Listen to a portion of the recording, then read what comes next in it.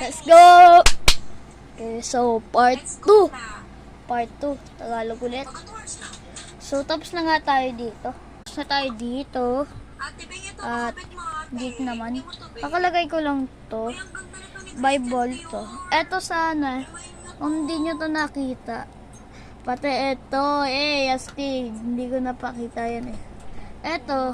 Dito sana yan. Dito sana yan guys. Tapos, eto. Pakita ko na sa inyo to guys. Ito sa akin to. Astig. Astig yan guys. Pati yung ate ko dati, nagpapak din siya. So, sold out na ma. Namain na lahat. Ito, mga stickers din. Stickers din siya, mga BTS, SP19.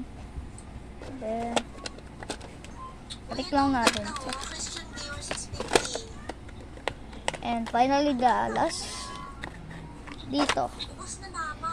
Mga previous na photo cards.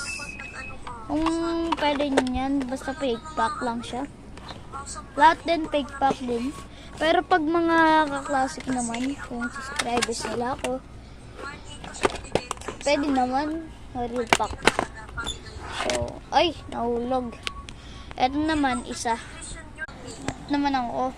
So, ito. Alo. So, ito nga pala, yung binaano namin. So, yan. So, yan. So, ito nga. So, ito yun. So, ito yung pangalan ko pa na. Pangalan ko nga pala. So, ay, HS Place. Ito. HS Place.